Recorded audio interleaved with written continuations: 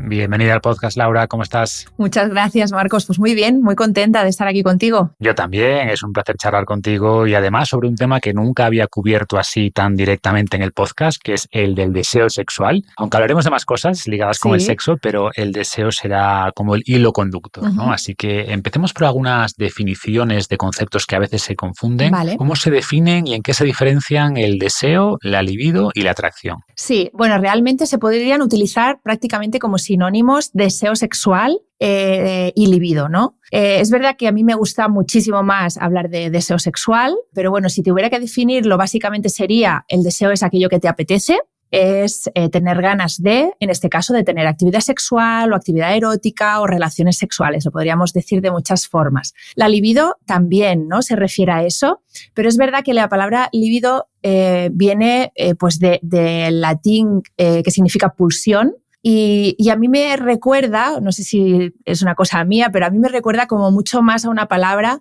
que tiene que ver con el instinto, ¿no? Con algo biológico, con algo como mucho más animal. Y yo huyo bastante de considerar el deseo sexual como únicamente un aspecto biológico, ¿no? Entonces me gusta más utilizar deseo sexual porque me parece que es más completo o por lo menos a mí se me ajusta más. Y lo que sería la atracción sería pues este deseo sexual dirigido a algún objeto en concreto, ¿no? Alguna persona o incluso decir, bueno, pues siento atracción sexual por las mujeres o por los hombres, ¿no? O por una persona. Esto se ve muy claro, por ejemplo, cuando este deseo sexual se focaliza en un enamoramiento, en una persona concreta, pues sentimos atracción hacia esa persona. Sería quizá conceptos que se entreligan un poco, aunque no son exactamente lo mismo. Bueno, pues aclarados esos matices y centrándonos en el deseo sexual, planteas como 3 grandes categorías de factores que influyen en él, ¿no? Estarían primero los puramente fisiológicos, ¿no?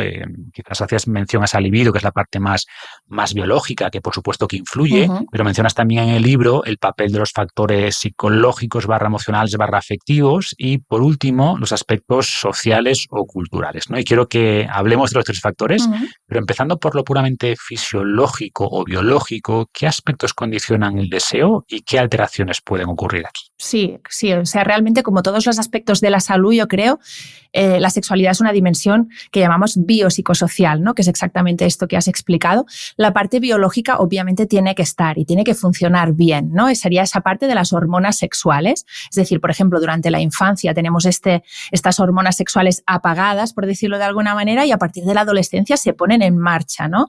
Todos esos aspectos relacionados con los estrógenos, la testosterona, por ejemplo, pero también aspectos que tienen que ver con neurotransmisores como la dopamina, la serotonina, es decir, toda esta parte, digamos, de engranaje biológico de hormonas y neurotransmisores necesitamos que estén funcionando bien para el deseo sexual.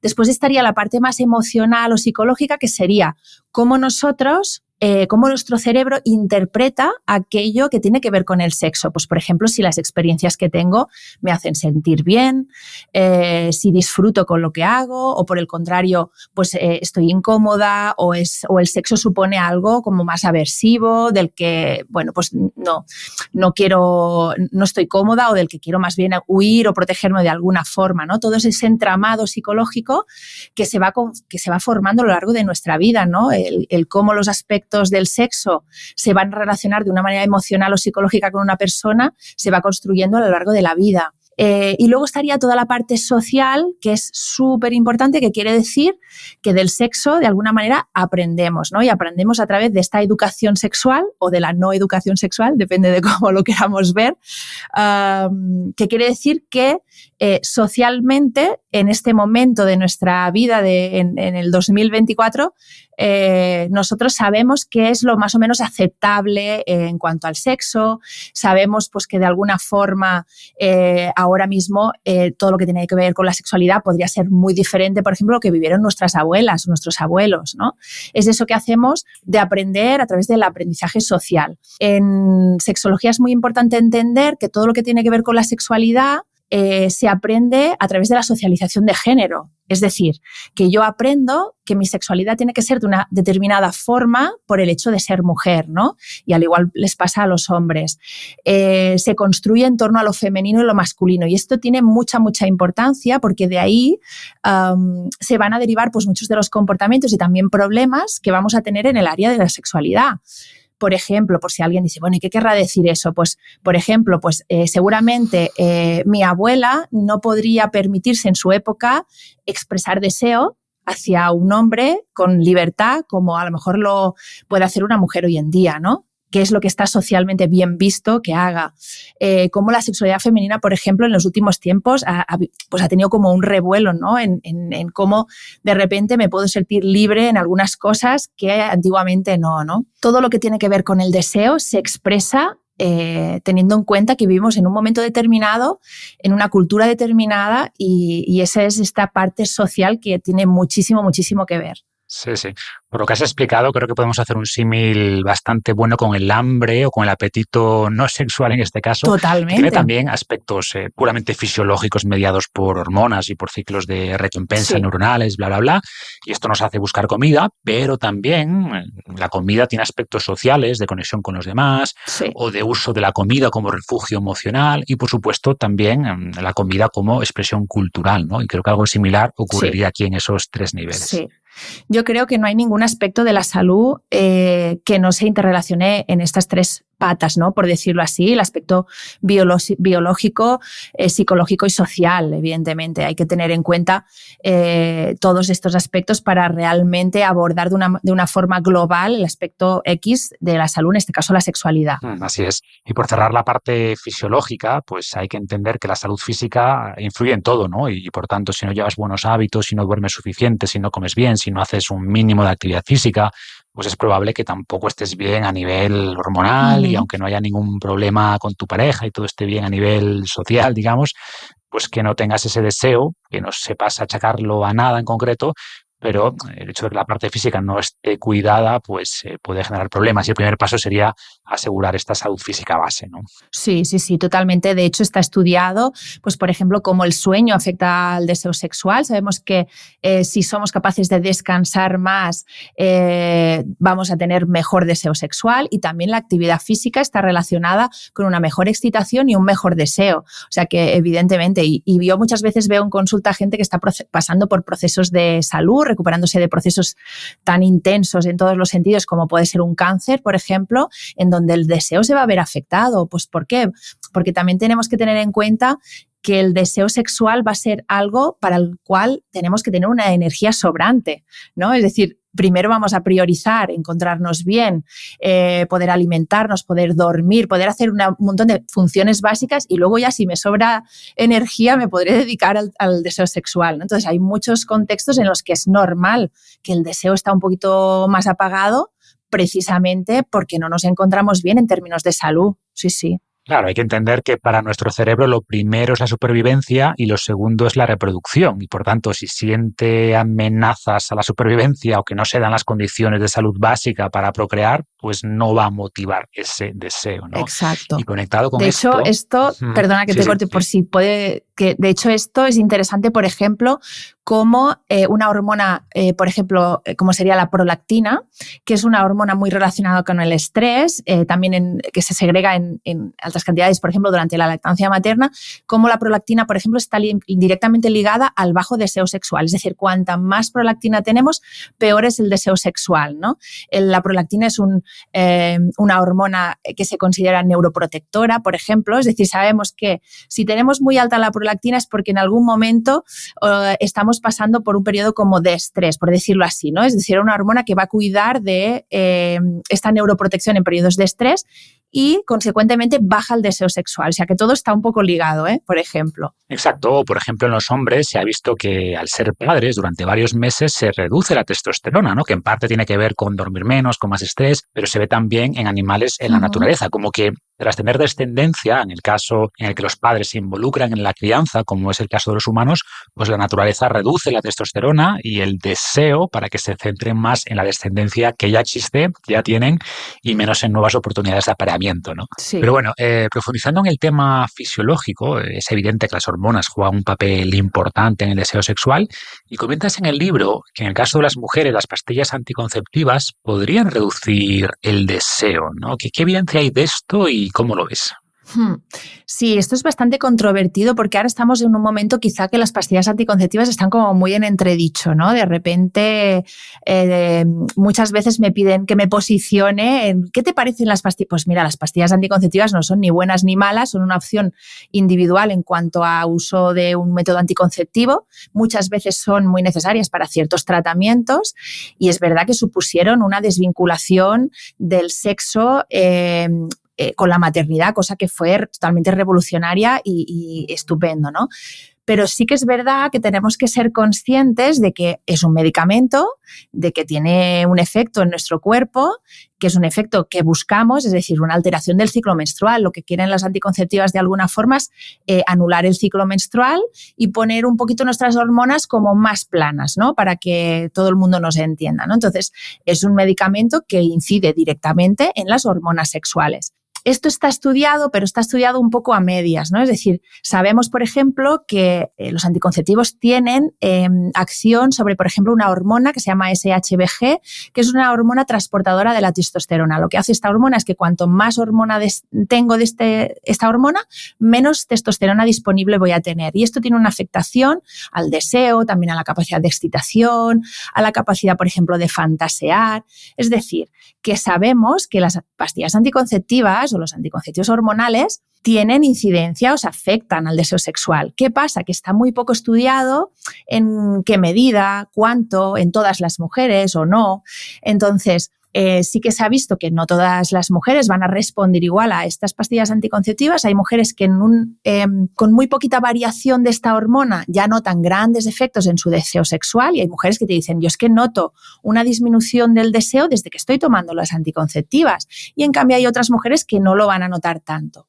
También sabemos, además, hay estudios que nos dicen que incluso cuando suprimimos la anticonceptiva, esta hormona sigue alterada durante bastante tiempo, ¿no? Entonces, ¿qué queremos decir con eso? Pues yo siempre les digo, mira, ¿qué os puedo decir? Pues que, si notas este efecto, oye, pues no estás loca, que es que esto puede pasar, ¿no? Es decir, que también hay que validar un poco el efecto secundario que una puede notar ante un medicamento que está registrado, que no es nada raro. Luego, pues, si a ti te compensa o no este efecto secundario. Es decir, si yo voy a utilizar esta pastilla anticonceptiva como un método anticonceptivo, como digo, o como un medicamento, pues quizá voy a tolerar ciertos efectos secundarios porque me compensa, ¿no? Ya está, o sea, lo asumo, me la tomo igual porque para mí en este momento pues es un buen método, genial también, ¿no?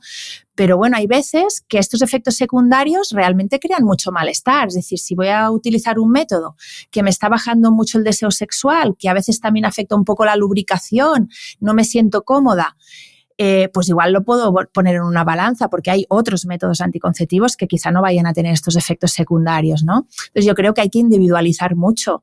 Respecto a esto, por ejemplo, es curioso cómo las mujeres con respecto a los anticonceptivos hormonales son capaces de tolerar unos efectos secundarios que están descritos, que están ahí y aún así, no sé, se venden por millones los anticonceptivos hormonales, o sea que se toleran con relativa facilidad estos efectos secundarios. A veces preguntan sobre la píldora masculina, no sé si has escuchado hablar de que hay el anticonceptivo masculino, ¿no? Realmente el anticonceptivo hormonal masculino está inventado y es un fármaco que reduce la testosterona.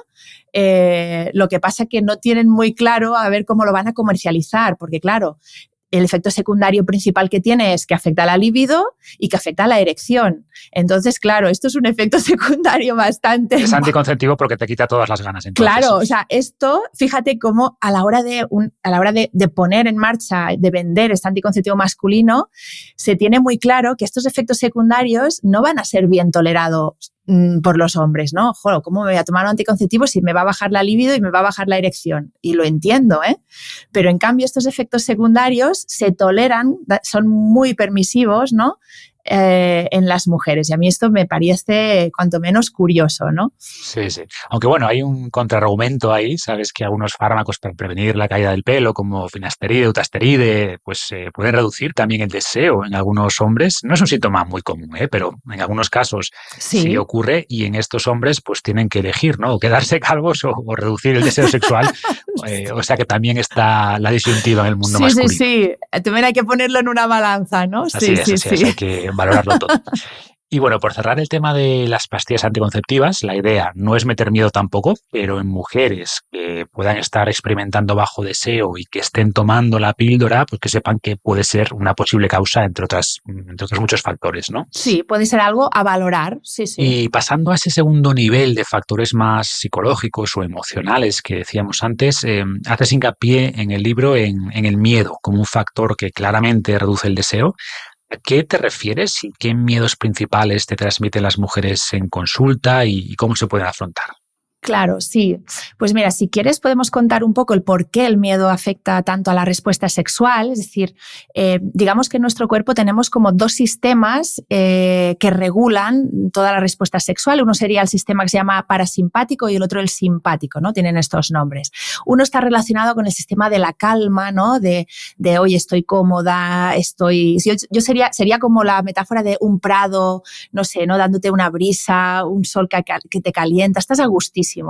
Y el sistema simpático, en cambio, sería un sistema que se pone en marcha cuando algo de repente nos activa el sistema de la huida, ¿no? Algo que me da cierto miedo, me dice, oye, sal de aquí, que esto es peligroso, ¿no?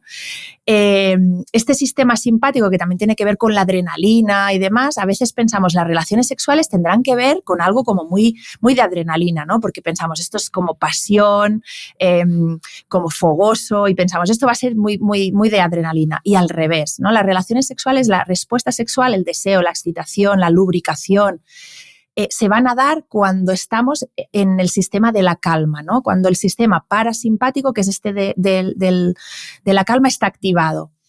¿Qué pasa? Pues que cuando se nos activa el otro, el del estrés, el de la huida, pues la respuesta sexual muchas veces se bloquea.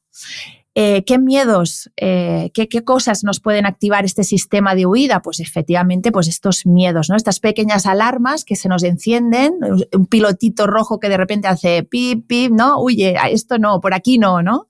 Pues mira, el miedo más frecuente que yo veo en las mujeres es el miedo al dolor.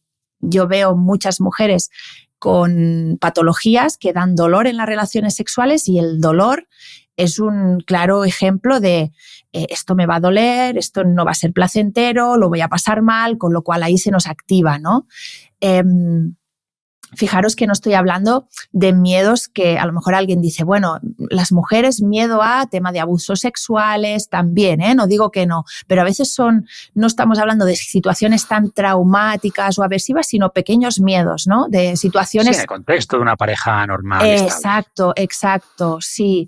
Y esto está muy relacionado con esta educación sexual de género, ¿no? Los hombres también tienen muchos miedos, otros, pero quizá el miedo a fallar, el miedo a no saber, ¿no? ¿Por qué? Pues porque nos han dicho que los hombres tienen que de alguna forma llevar la voz cantante, dominar la situación, saber llevar a sus, en el caso de las relaciones heterosexuales, ¿no? Llevar a sus parejas al orgasmo o al placer. Pues ese miedo a fallar, ese miedo a hacer el ridículo, miedo a que falle la erección, esto es un gran miedo, ¿no? ¿Y qué pasa cuando yo estoy constantemente pensando voy a fallar, voy a fallar, voy a fallar? Profecía autocumplida, ¿no? Exacto. Se activa ese sistema de alarma y ahí pues no, falla todo, ¿no? Entonces, el miedo que quizá yo más representado tengo en mi día a día es el miedo al dolor, pero para las mujeres puede haber muchos otros, ¿no? También el no cumplir, el no poder tener relaciones sexuales como se espera, muchas cosas que tienen que ver con este aprendizaje, ¿no? Y también probablemente inseguridades como el propio cuerpo, ¿no? Sí, se me van a ver las estrías o se me van, ¿no? Esas cosas pasan. Y fíjate que miedos más cotidianos, pero que de repente hacen que en vez de estar tranquilos, inmersos en esta situación de placer, donde tenemos que dejar que el cuerpo fluya y que funcione sin estrés, le añadimos un montón de mensajes estresantes, ¿no? De este tipo, ¿no? sí, es importante esto. Bueno, pues entendiendo todo lo anterior, pasemos ahora a lo práctico y sabiendo que no hay varita mágica y que va a depender mucho de las causas individuales, pero ¿qué estrategias suelen funcionar bien en tu experiencia y que tengan una aplicación bastante general? Para mejorar este deseo, me refiero. Sí, como tú dices, no hay tips, ¿no? Porque a veces dicen 5 tips para mejorar. Bueno, esto es bastante complejo, ¿no? Sí, eso está bien para TikTok, pero... Exacto. Pero es complejo. Pero si tuviera que decir algunos, diría pues que entender que el deseo no es algo que fluya de una manera sin prestarle atención, ¿no? Pensamos que el deseo es como que va a venir en cualquier momento y sobre cualquier cosa, y no es verdad, ¿no? El deseo es una cosa que se puede trabajar, que se debe trabajar y que va a fluctuar a lo largo de la vida. No es lógico pensar que yo voy a tener el mismo deseo sexual con 18 años, con 30 que con 50, ¿no? O que no se va a expresar de la misma manera, y eso es lo tenemos que asumir como una cosa que es lógica y normal. Una cosa que también decíamos antes, el deseo no va a funcionar por encima de todo, ¿no? Es que va a funcionar cuando tengo el sistema de supervivencia cubierto, ¿no? Más allá de la enfermedad, del estrés, de la mala relación de pareja, de la mala salud, pues el deseo no tiene cabida. Y esto es importante, porque a veces queremos empezar la casa por el tejado, ¿no? Dame tips o ideas para mejorar mi deseo, cuando a lo mejor estamos, no sé, ¿no? Pues comiendo mal, durmiendo fatal, con una relación de pareja pésima. Yo siempre le digo a la gente, el mundo está lleno de parejas que no se separan, pero que no están bien, ¿vale? Seguimos funcionando en un marco de pareja en el que, bueno, pues a lo mejor nos cabría plantearnos otras cosas o trabajar en la pareja primero para luego reactivar el deseo, ¿no? Y también saber que no hay píldoras mágicas en cuanto a tratamientos. Esto es importante porque la gente quiere a veces, seguro que te pasará, como soluciones milagrosas, y si me la puedo tomar en una pastillita, mejor. El mínimo esfuerzo. Entonces, claro, ahora mismo para el deseo sexual femenino no existe una píldora que vaya a hacer que el deseo de repente mejore, ¿no? Es algo multifactorial, que tenemos que ver de dónde podemos mejorar, y a veces hay que tirar un poquito de aquí y un poquito de allí, y no tenemos un remedio ahí como que te puedas tomar una pastilla al día, oye, y estupendo todo. No existe eso, ¿no? Y si algo es muy, muy rentable, pues te puedo decir que es muy rentable trabajar en la mente, en la fantasía. El que nuestra mente pueda ser capaz de poner erotismo en nuestra mente, ¿no? En crear esos recuerdos, en crear imágenes, historias, algo que tenga que ver con tu erótica, que conecte con la fantasía. Esto es muy, muy rentable. Y las mujeres, si hablamos concretamente del deseo sexual femenino, las mujeres fantasean muy poco y muy mal. Y esto es así, porque realmente a nosotras nos han dicho... Se puede aprender a fantasear entonces, ¿no? Sí, pero es algo que nosotras siempre nos han enseñado que, oye, que pensar en sexo, bueno, no está muy allá, ¿no? O sea, es como algo que si tú piensas mucho en sexo serás un tipo de mujer, pues que quizá socialmente no está tan bien visto. Entonces, toda la vida hemos aprendido a no pensar demasiado, no estar muy sueltas en este sentido, ¿no? Y cuando yo le pregunto a veces, tengo parejas a veces a las que le pregunto, ¿cuántas veces piensas en sexo, no? Y ellas te dicen, nunca. Y ellos te dicen un montón de veces durante el día, ¿no? O sea, realmente nosotras tenemos una tarea pendiente, que es trabajar en esta mente erótica. En sexología se dice trabajar en la mente, poner la mente en clave erótica, ¿no? ¿Qué te gusta? ¿Qué a ti te resulta fantasioso en cuanto a las relaciones sexuales? ¿Qué te activa? Estas preguntas son importantes que nos las hagamos, y esto es muy rentable para el deseo sexual. En resumen, hay que fantasear más, ¿no? Y conectado con eso, hay un tema controvertido que te he visto tocar alguna vez en redes, que es la pornografía, que algunas parejas usan precisamente para elevar el deseo, para fantasear, pero que es también muy criticada por otros colectivos, ¿no? ¿Qué importancia le das o qué posibles beneficios podría tener y qué problemas puede también acarrear? Pues fíjate que me resulta muy interesante que plantees la pregunta incluso en positivo, porque ahora mismo estamos en un momento en el que la pornografía está totalmente demonizada, ¿no? Es que, jolín, es todo mal. Bueno, yo la verdad es que esto daría para mucho, ¿no? Pero es verdad que, a ver, pornografía, lo que es material pornográfico o erótico, ha existido siempre desde los tiempos de los tiempos. O sea, existen grabados egipcios, ¿no?, que simulan relaciones sexuales, genitales. O sea, esto no es nuevo, ¿no? Es verdad que lo que es nuevo es la forma en que ahora mismo accedemos a este material pornográfico, ¿no? La pornografía, tenemos que tener claro lo que es. La pornografía no es un material educativo, la pornografía no es de donde tenemos que aprender, a pesar de que ahora mismo se pueda estar utilizando como, pues donde buscar información. Pero esto es porque no hay nada más donde buscar información. Yo siempre digo que todos hemos intentado aprender de donde hemos podido. Y yo, que soy de la generación que en mi adolescencia había quien tenía el Canal Plus y había quien pues no teníamos el Canal Plus, y yo también intenté ver a ver si con esas rayitas, ¿no?, del Canal Plus se veía algo. Pues eso lo hemos hecho todos, ¿no? Ahí sí que había que fantasear mucho para ver algo, ¿no? Claro. Pero desde luego la pornografía pertenece al terreno de la fantasía. La pornografía es ficción, está hecha para precisamente incidir directamente en este deseo y provocar excitación. Y a pesar de toda la crítica que se le puede hacer a la pornografía, que es muchísima, esto cumple muy bien, o sea, hace muy bien su función, ¿vale? Es muy buena, potenciando el deseo y potenciando la excitación. ¿Qué pasa? Pues que evidentemente se le puede hacer una crítica muy extensa a la pornografía, pues desde el modo en el que se consume, desde a qué edades, desde el acceso que se tiene a la pornografía, de lo que nos llega o que nos vende la pornografía.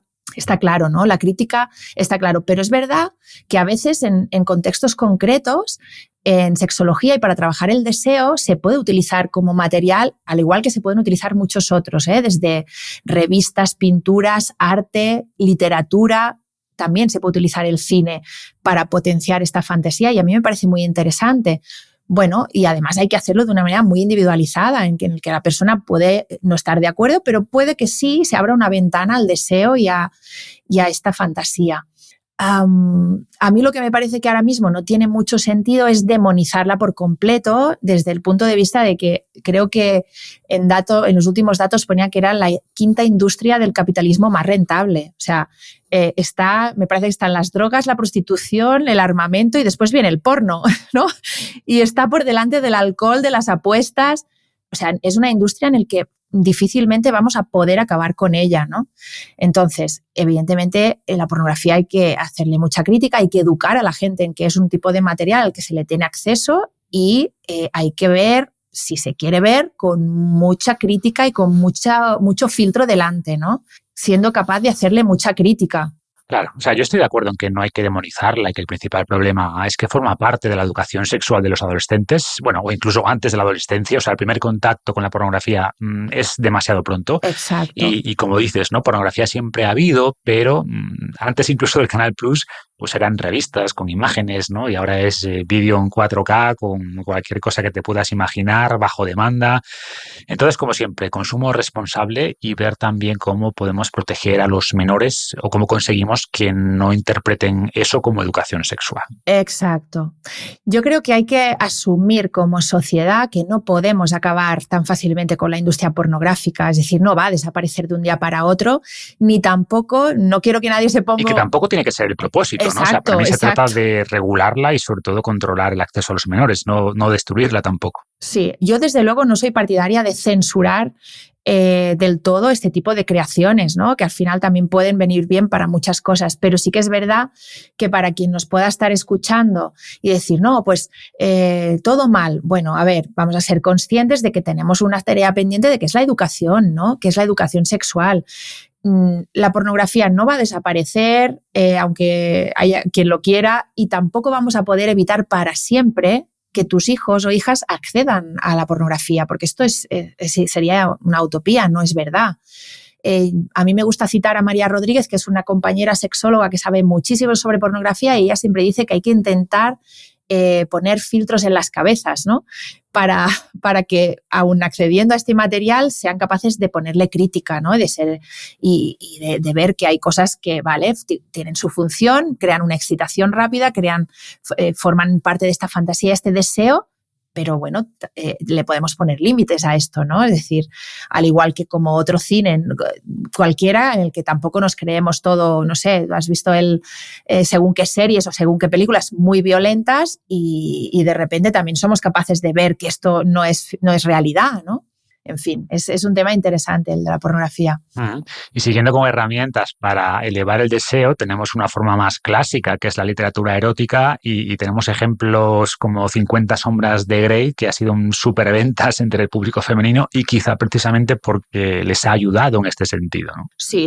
O sea, otra herramienta que podemos utilizar claramente es la literatura, también la escritura, ¿no? Hay mujeres que de repente dicen, bueno, pues me gusta escribir, por ejemplo, ¿no? Pero sin duda la literatura, y hay pues muchísimos ejemplos, desde este que citas, hasta sagas muy completas de autoras que normalmente escriben en literatura erótica, que pueden funcionar súper bien y funcionan muy bien para estimular esta fantasía, poner esta mente conectada con la erótica.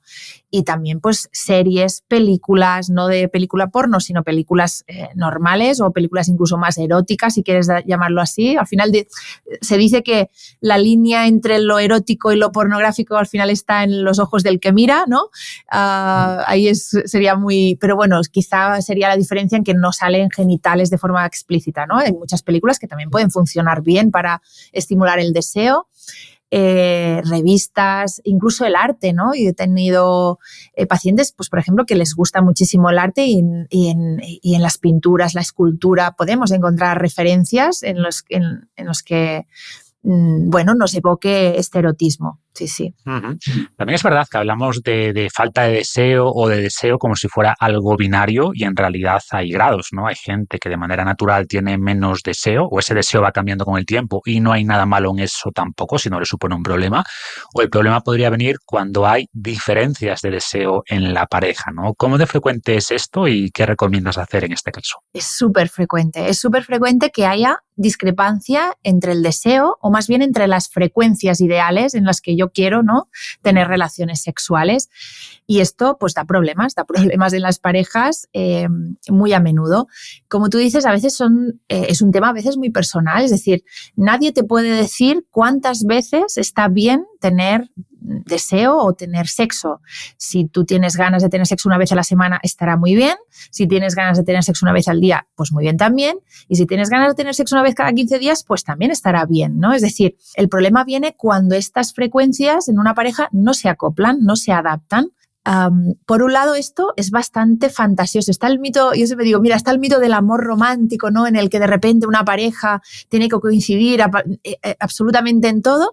Pues luego está el mito de congeniar del todo con las frecuencias sexuales, y esto es bastante irreal. La mayoría de veces, a lo largo de nuestra vida, es muy idílico pensar que vamos a coincidir siempre en las frecuencias ideales con mi pareja, ¿no? Siempre que tú tienes ganas, tu pareja tiene que tener ganas. Esto es, si lo piensas bien, es un poco absurdo, ¿no? En cambio, pretendemos que una vez tenemos pareja, la pareja se acople a estas ganas, ¿no? Y esto a veces da pues muchos problemas. A mí me gusta decir, en broma, pero no es tanta broma, que cuando eliges una pareja, la elijas bien, y la elijas bien en muchos aspectos, y a lo mejor en el sexual también habría que pararse un poco.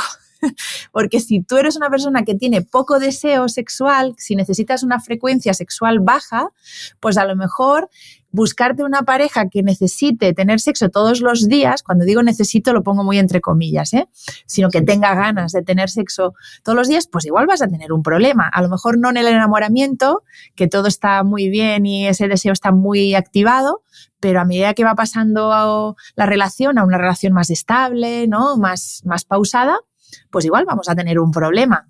Y yo siempre le digo a la gente, mira, igual que tú eliges pareja y te tienes que poner de acuerdo en un montón de cosas como, no sé, ¿no?, la religión, o si vamos a ver o no a la familia política todos los domingos, o en qué nos gastamos el dinero o el tiempo libre, pues a lo mejor no estaría de más ver qué tipo, ¿no?, de relaciones sexuales o de deseo tiene la persona con la que me estoy emparejando. Esto sería interesante. Pero claro, esto a veces pues ya, bueno, nos llegan las parejas con ese problema en el que las frecuencias no congenian, y esto es algo a veces durillo de trabajar en consulta, ¿Qué te puedo decir? Pues que mira, la persona que tiene menos deseo es la persona que tiene que marcar el ritmo. Y esto a veces parece raro, ¿no? Pero realmente, de cualquier otra forma, el que la persona que tiene más deseo sea la que de alguna forma pida o no sé, ¿no? O seduzca todo el rato, es de alguna manera, corremos el riesgo de estar como achuchando, ¿no? Por decirlo así, como de lo que se llama premiar, ¿no? Que es como venga, ¿no? Venga. Y esto normalmente se lleva mal, es decir, que a ti te achuchen para hacer algo cuando no tienes ganas, el deseo al final no ayuda, ¿no? No sé, a lo mejor con el ejercicio físico, ¿no? Podemos decir, venga, vamos al gimnasio, pues a lo mejor tú dices, mira, que no tengo ganas de ir al gimnasio, ¿no? Que ya lo haré yo cuando yo quiera o como yo quiera. Entonces, hay que trabajar un poco en estos procesos de seducción, de cómo expresamos el deseo, de qué manera. Y cuando esta frecuencia no coincide, también hablar de que la masturbación es algo beneficioso en la pareja, es decir, que el que tiene más ganas tiene que usar la masturbación. ¿Aún teniendo pareja? Sí, claro. Es la única manera de no presionar a la otra persona que está teniendo menos deseo. Esto es un tema delicado, ¿eh? Es un tema delicado porque, claro, el que viene a consulta, sí, pero es que el que viene a consulta normalmente viene el que tiene poco deseo diciendo, es que yo quiero tener más deseo, ¿no? Y a veces trabajar en este deseo está bien, pero también es muy importante trabajar en cómo esta pareja está llevando a cabo pues todas las rutinas, ¿no? De cómo se llega al sexo, cuántas veces, de qué manera, cómo seduzco a la otra persona. Pensamos que de alguna forma las relaciones sexuales empiezan cuando nos quitamos la ropa y no es verdad, ¿no? Aunque tengamos una pareja de hace 25 años, nos tenemos que seguir seduciendo, nos tenemos que seguir expresando estas ganas, este deseo, y esto es muy importante, ¿no? El cómo lo hacemos. Sí, y ver cómo se abordan esas diferencias para que la persona que tiene más deseo no se sienta todo el rato rechazada y que la que tiene menos deseo no se sienta obligada, obviamente, a hacer cosas que no quiere hacer, ¿no? Entonces, bueno, supongo que igual que se llega a acuerdos para ver quién hace qué en la casa, pues habrá que llegar a acuerdos en este ámbito con los que ambas partes puedan vivir y siempre está esa opción, como decías, de la masturbación, ¿no? Claro, es que a veces pensamos, bueno, por el hecho de tener pareja, esto significa que cada vez que yo tenga ganas, tiene que haber otra persona a mi lado que responda a estas ganas. Y esto no es verdad, no tiene por qué, ¿no? Es decir, somos pareja, pero oye, cada uno tiene sus deseos y su manera de expresar la sexualidad y no tiene por qué. Y eso a veces cuesta un poco de entender.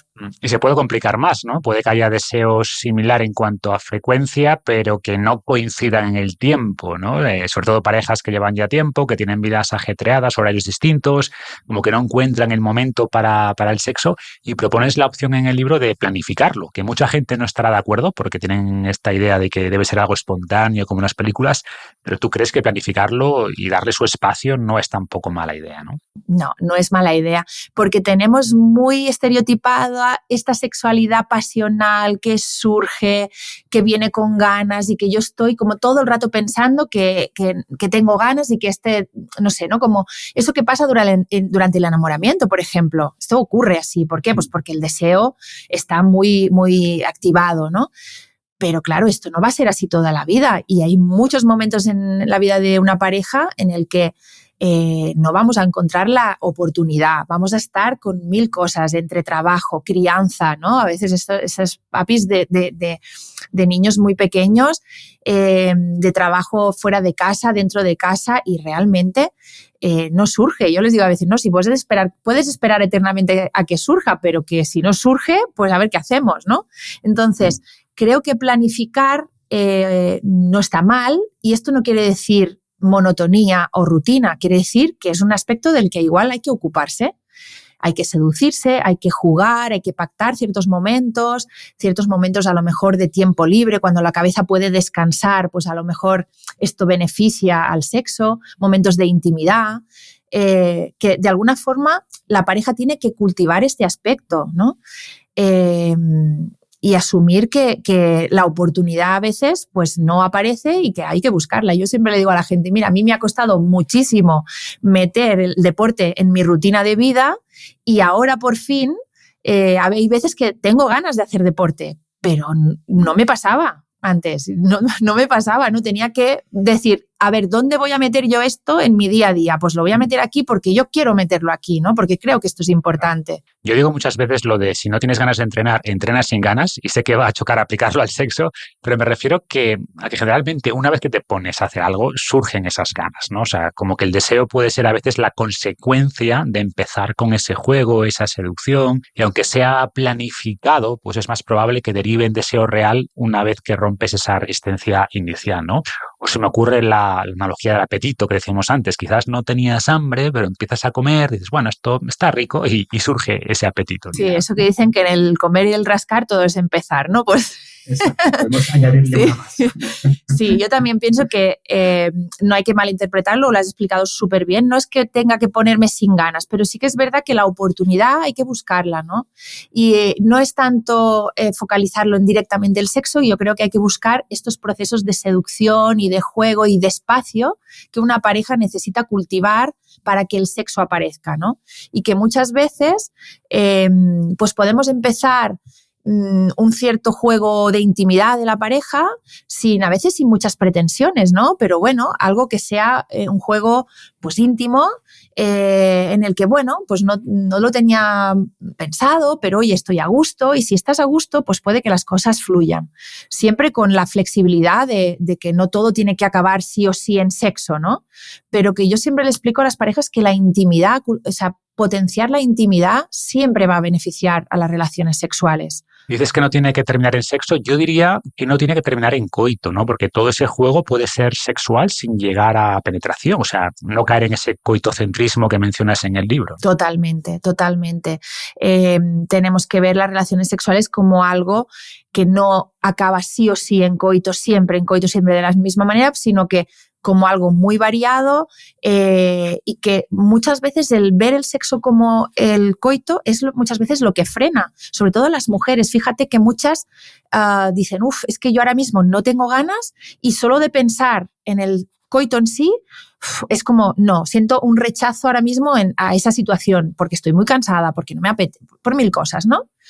Vale, pero a lo mejor sí me apetece, pues no sé, darnos una ducha y contarnos qué tal nos va el día, darnos unos buenos besos y magreos y toqueteos, a lo mejor algo más rápido, ¿no? Tipo más masturbación, o sea, todo esto también es sexo y también forma parte de la vida sexual de las parejas, ¿no? O sea que sí, lo has expresado muy bien. Muy bien. Pues ya por ir cerrando, quería hablar de cómo cambia este deseo con la edad, porque asociamos el deseo sexual con la juventud y es evidente que con el tiempo pues, se reduce el deseo, ¿no? En gran medida por esa reducción de las hormonas sexuales, especialmente marcada después de la menopausia en la mujer. ¿Cómo dirías que cambia el deseo y las relaciones a partir de este momento en la vida de la mujer y qué puedes recomendar aquí? Sí, como decíamos, este pilar que son las hormonas son importantes, ¿no? Y al igual que en la adolescencia tenemos ese boom hormonal que de repente pues somos como hormonas con patas, ¿no? Y el deseo está súper activado, pues en la menopausia va a llegar pues un declive de estas hormonas y esto va a afectar al modo en que se expresa la sexualidad, ¿no? Puede hacer disminuir el deseo, puede hacer disminuir o cambiar también el modo en el que nos excitamos o incluso llegamos al orgasmo. Eso no quiere decir que acabe la vida sexual, ni muchísimo menos, pero sí que, bueno, es cambio, ¿no? Yo siempre digo que, bueno, en la vida pues van a cambiar muchas cosas, entre ellas la sexualidad, que podemos vivirla de una forma mucho más madura sin que esto sea una visión catastrofista, ¿no? De la sexualidad en la menopausia, ni muchísimo menos.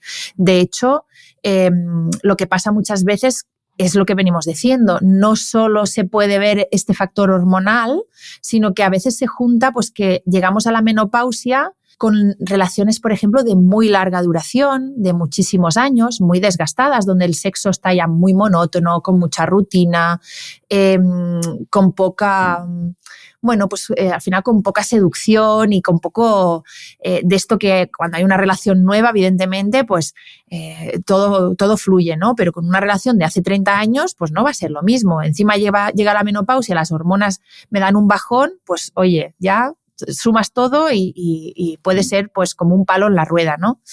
Pero que es verdad que hay que trabajarlo un poco todo, ¿no? También los hombres hay una disminución de esa testosterona a partir de los 40 años que también va a afectar pues a lo mejor a las erecciones, que van a ser un poco menos potentes, un periodo refractario más largo, con un poco menos de deseo, es decir, que todo eso también hay que combinarlo, ¿no? Yo creo que ahí lo que hay que hacer un poco es trabajar en, uno, llegar a la menopausia con la mayor salud, ¿no? Es decir, que a veces llegamos a la menopausia mal. Con un estado de salud ahí como que vamos ranqueando y encima, pum, llega la menopausia y es como la gota que colma el vaso realmente, ¿no? Entonces, llegar a la menopausia con unos buenos hábitos es muy importante, porque llegado a la menopausia, si tenemos muchas dificultades, va a ser más difícil instaurar esos hábitos que si ya los llevamos, ¿no? Y luego ver mucho, en mi caso, yo creo que lo que más veo es esas adaptaciones en pareja, ¿no? Que hay que hacer en relaciones de larga duración, en donde llega la menopausia y aparecen algunos problemas que no son solamente causa de la menopausia, sino que vienen arrastrándose por malas dinámicas de pareja.